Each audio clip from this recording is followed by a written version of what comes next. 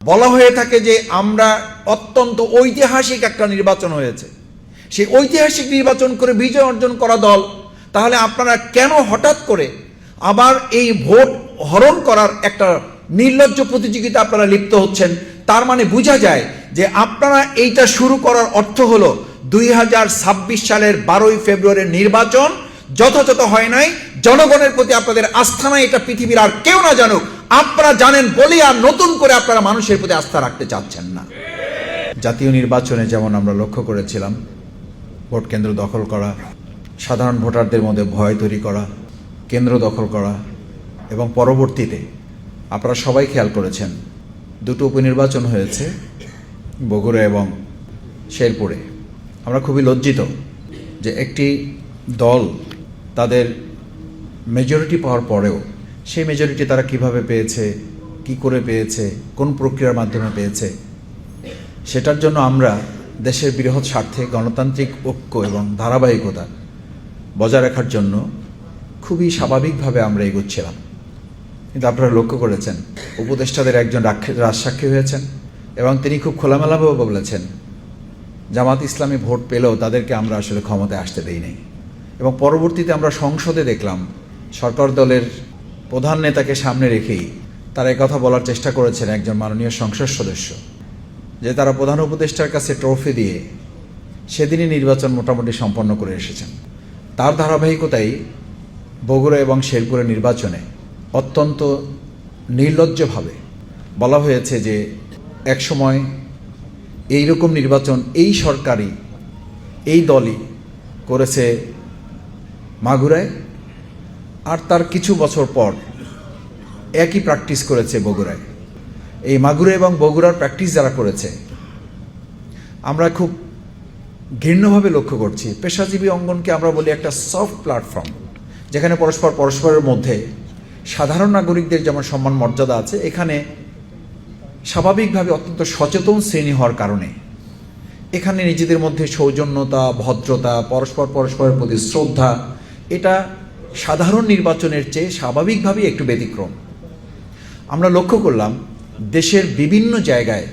পেশাজীবী অঙ্গনগুলোতে নির্বাচনে বগুড়া এবং শেরপুরকেও তারা কোথাও অতিক্রম করে ফেলেছে। এবং সে কারণে আজকে এই সুপ্রিম কোর্টের নির্বাচনে যখন আমাদের সম্মানিত প্যানেলের প্রার্থীগণ, তাদের সাথে সহকর্মীবৃন্দ, আমার সামনে উপস্থিত সম্মানিত আইনজীবী ভাই এবং বোনেরা নির্বাচনে ভোট চাওয়ার জন্য যখন কথা বলেন, এবং আমরা যখন আমাদের সম্মানিত পরিবারের সদস্যবৃন্দের সাথে সম্পৃক্ত বন্ধুবান্ধব, আমাদের ছাত্র জীবনে যারা আইন পেশায় বিভিন্নভাবে পড়াশোনা করেছেন, আমরা যখন তাদের সাথে কথা বলি, তারাও এই কথা যখন বলে যে ভাই ভোট তো দেব, ভোটটা রক্ষা করা যাবে কিনা, এই কথা ভোটাররা যখন বলে তখন বুঝতে হয় বা তখন আমাদের উপলব্ধি করতে হয় একটা রাষ্ট্রের অবকাঠামোগত দিক থেকে কাঠামোর জায়গাটা তারা ইতিমধ্যে শুধু প্রশ্নবিদ্ধ করেন নাই, ভোটারদেরকে তারা অপমানিত, কলঙ্কিত এবং লাঞ্ছিত করে ফেলেছেন। আমি সরকার দল এবং সরকার দলের সমর্থিত যে নীল প্যানেল, সেই নীল প্যানেলে যারা আছেন তারা খুব ভালো করে জানেন আমাদের শ্রদ্ধাভাজন সভাপতি অ্যাডভোকেট বাতুল সাহেবকে, কারণ তিনি আপনাদের সাথে শুধু নির্বাচন করে বিজয় হন নাই, তিনি আপনাদের প্যানেলকে বিজয় করারও কারিগর হিসেবে ভূমিকা পালন করেছেন। অ্যাডভোকেট রেজাউল করিম খন্দকার শুধুমাত্র আপনাদের সাথে বিজয় অর্জন করেন নাই, জামাত ইসলামীর এই নেতৃবৃন্দ 11 দলের এই ঐক্য, এখন আজকে যারা নির্বাচনে আমরা একসাথে হয়েছি, আমরা শুধুমাত্র আপনাদেরকে বিজয়ী করি নাই, আমরা আপনাদের বিজয় কারিগর হিসেবে ভূমিকা পালন করেছি। এই প্রথম, বারবার শব্দটা বলছেন আমাদের নেতৃবৃন্দ, আইনজীবী নেতৃবৃন্দ, শব্দটা শুনতে হয়তো মনে হচ্ছে যে জামাত বা ঐক্যবোধে এই প্রথম নির্বাচন করতেছে। প্রথম নির্বাচন করছে না, আমরা বহুবার আপনাদেরকে বিজয় করেছি। সেই বিজয়ের ধারাবাহিকতায় এইবার প্রথম জামাত ইসলামী মনে করেছে আপনারা যেভাবে নির্লজ্জভাবে মানুষের ভোটাধিকার হরণ করার আর এক মানে অসম এবং অত্যন্ত অন্যায় প্রতিযোগিতায়, অসৎ প্রতিযোগিতায় লিপ্ত হয়েছেন, এই ধারাবাহিকতায় আপনাদের সাথে আর জোট করে জামাত ইসলামী নিজেদেরকে কলঙ্কিত করতে চায় না। আর এবার আমরা মনে করি এই নির্বাচনের মধ্য দিয়ে আমাদের সবচেয়ে সচেতন অংশ, যে আইনজীবী অঙ্গনে এক সময় বলা হতো যে আইনজীবী অঙ্গন হচ্ছে দেশের শেষ ঠিকানা, যেখানে মানুষ তার আইনের শাসন এবং বিচারের আশ্বাস পাওয়ার একদম শেষ ধাপ হচ্ছে এটা। সেই শেষ ধাপে যখন কেউ অন্যায় এবং অত্যাচার জুলুমে রাজত্ব কায়েম করে, তখন বুঝতে হয় তাদের পতনের জন্য 17 বছর অপেক্ষা করা লাগবে না, হয়তো 17 মাসই তাদের জন্য যথেষ্ট হবে। আমরা আশা করব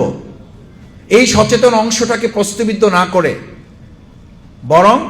দেশ এবং জাতির কল্যাণের জন্য গণতান্ত্রিক যে অগ্রযাত্রা সেটাকে সমুন্নত রাখতে এই নির্বাচনটাকে আপনারা প্রশ্নের ঊর্ধ্বে রেখে যার ভোট সে দেবে, যাকে খুশি তাকে দেবে, এবং আইনের শাসন রক্ষার জন্য একটা যথাযথ পদক্ষেপ কাঠামো বিনির্মাণের জন্য সুপ্রিম কোর্ট বার অ্যাসোসিয়েশন নির্বাচন বাংলাদেশের জগতে একটা উজ্জ্বল নক্ষত্র হিসাবে প্রতিস্থাপিত হবে, সেই প্রত্যাশা আমরা সরকারি দল, নীল প্যানেল যারা আছেন এবং এই নির্বাচন কমিশনে যারা আছেন, আমরা আশা করব যে আপনাদের মধ্যে যেন এরকম উপদেষ্টাদের মতো আবার কোনো রাজসাক্ষী তৈরি না হয়, যারা একসময় বলতে বাধ্য হবেন যে আসলে ভোট দেওয়া হয়েছিল কিন্তু আমরা তাদেরকে জিততে দেই নাই, বিজয় অর্জন করতে দেই নাই, আমরা আরেক দলকে বিজয় অর্জন করে দিয়েছি। এইরকম ভূমিকা নির্বাচন কমিশন রাখবে, আমরা সেই প্রত্যাশা করতে চাই না। কিন্তু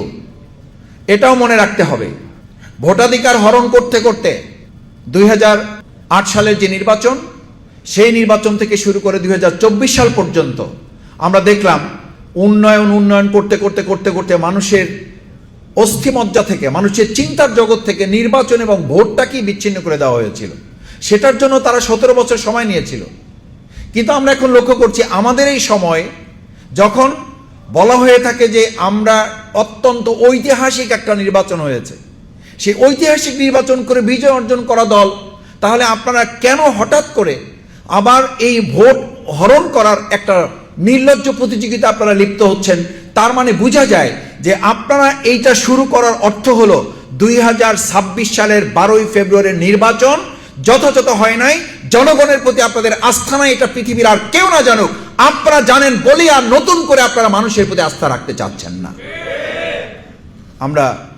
আশা রাখতে চাই সুপ্রিম কোর্ট বার নির্বাচন সুষ্ঠু হবে, অবাধ হবে, নিরপেক্ষ হবে, আইনের শাসন প্রতিষ্ঠার সবচেয়ে নিরপেক্ষ প্রতিষ্ঠান হিসাবে এটাকে আমরা সমুন্নত রাখবো। সেই জায়গায়